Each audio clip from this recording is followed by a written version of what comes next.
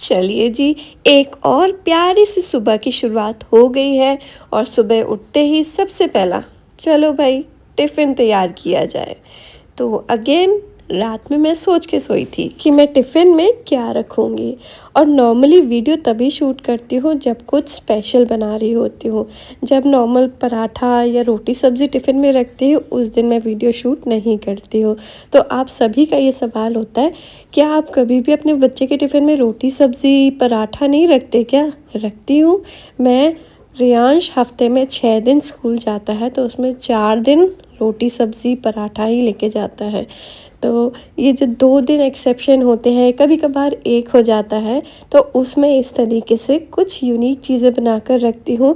तो सोचती हूँ यूनिक चीज़ें आप सभी के साथ में भी शेयर करूँ। चलिए जी, चुटकी बजाते ही सब्ज़ी सारी कट गई है, रखते हैं इसे हम साइड में।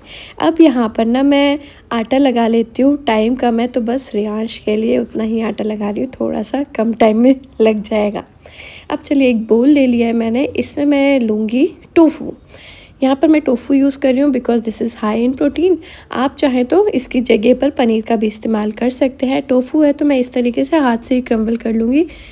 पनीर के कंपैरेटिवली अगर आप इसे फिंगर से कर लेंगे तो ईज़िली हो जाता है। जो पनीर होता है वो और थोड़ा ना स्टिकी जैसे वैसा हो जाता है, तो उसको आप ईज़िली हाथ से उतना नहीं कर पाते, लेकिन हाँ पनीर तो आराम से हो जाता है। चलिए जी, ये क्रम्बल्ड हो गया है। अब इसमें मैं थोड़ा सा चीज़ डाल रही हूँ, रियांश को चीज़ बहुत पसंद है एंड मैंने भी पढ़ा है कि मतलब चीज़ इतना नुकसानदायक नहीं, हाँ लिमिटेड क्वांटिटी में हो और क्वालिटी वाइज अच्छा चीज़ यूज़ करते हैं तो बच्चों के लिए गुड सोर्स ऑफ कैल्शियम है चीज़। अब इसमें जितनी भी हमने सब्जियां डाली थी वो सारी ही डाल देंगे। यहाँ पर जितनी भी सारी सब्जियां मैंने यूज़ की है ना, ये सारी ऐसी हैं कि इसे आप कच्चा भी खा लेंगे ना, वेल एंड गुड, कोई नुकसानदायक नहीं होता है। जैसे कि गाजर आप खा लीजिए, बीन्स खा लीजिए, ठीक है। कैप्सिकम भी हल्की सी ये गर्म हो जाएगी क्योंकि हम पराठा जैसे इसका सेकेंगे ना, तो फिर वो नुकसान नहीं करेगी। यहाँ पर मैंने ये स्वीट कॉर्न, अमेरिकन कॉर्न लिए हुए हैं, तो ये भी कड़क नहीं होते हैं, या फिर आप इसे बॉईल करके भी ले सकते हैं अगर नॉर्मल कॉर्न ले रहे हैं। बस इसमें सॉल्ट डाला है, ब्लैक पेपर डाला है। आप चाहें तो इसमें ऑरिगेनो सीजनिंग्स भी डाल सकते हैं या फिर और कोई इटालियन सीजनिंग है, पेरी पेरी मसाला भी डाल सकते हैं और मसालेदार और चटपटा बनाना है तो। बस सारी चीज़ें मिक्स की हैं और ये हमारी जो स्टफिंग है बनकर तैयार हो गई है। अब इस स्टफिंग से आप पराठा बनाएंगे तो आपको बहुत मुश्किल हो जाती है ना, क्योंकि इसमें तो सब्जियां हैं वो थोड़ी बड़ी बड़ी हैं, या फिर आप चॉपर में बिल्कुल महीन सब्जियां कर लीजिए और जैसे हम पराठा बनाते हैं स्टफ्ड पराठा उस तरीके से बना लीजिए।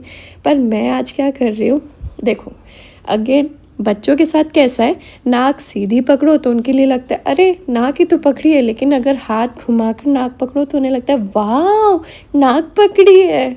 तो बस हम यहाँ पर आज स्टफ्ड पराठा बनाने वाले हैं, लेकिन वाव स्टाइल में।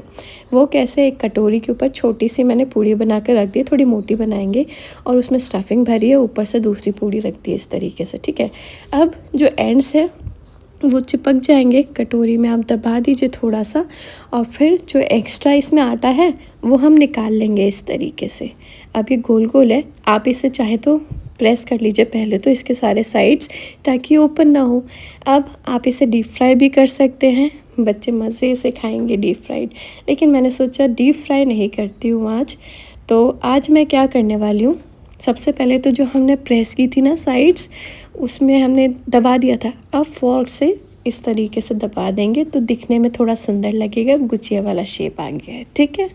चलिए इसी तरीके से हम ये सारे ही अपने ओवर स्टफ्ड पराठा, हाँ ये नाम देते हैं इसको, ये बनाकर तैयार करेंगे। फिर एक तवे में जैसे हम पराठा सेकते हैं वैसे सेक लेंगे, लेकिन गैस की फ्लेम थोड़ी ना लो रख के सेकेंगे क्योंकि अच्छे से अंदर तक सिकना है। हाई फ्लेम में जल्दी ही ये सिक जाएगा बाहर से, लेकिन अंदर से उतना उसमें गर्माहट नहीं जाएगी, सिकेंगी नहीं। इसे बिल्कुल लो टू मीडियम फ्लेम में हम इन्हें सेकेंगे, दबाते हुए सेकिएगा। दबाते हुए सेकेंगे ना तो सारी तरफ से सिक जाता है, ऐसा नहीं है कि कच्चा रहता है। तो बस यहाँ पर ये सिक गए हैं मेरे 2 पराठे, तीसरा भी मैंने डाल दिया था, और पराठा बाइट्स नाम देते हैं, हाँ स्टफ्ड पराठा बाइट्स।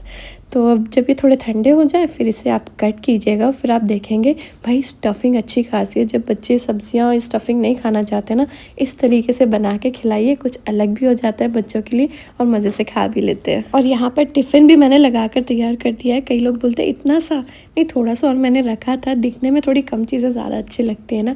साथ में आज फ्रूट में मैंने बनाना रख दिया है। आई होप आपको ये रेसिपी अच्छी लगी होगी। रियांश को तो बहुत अच्छी लगी। एन्जॉय।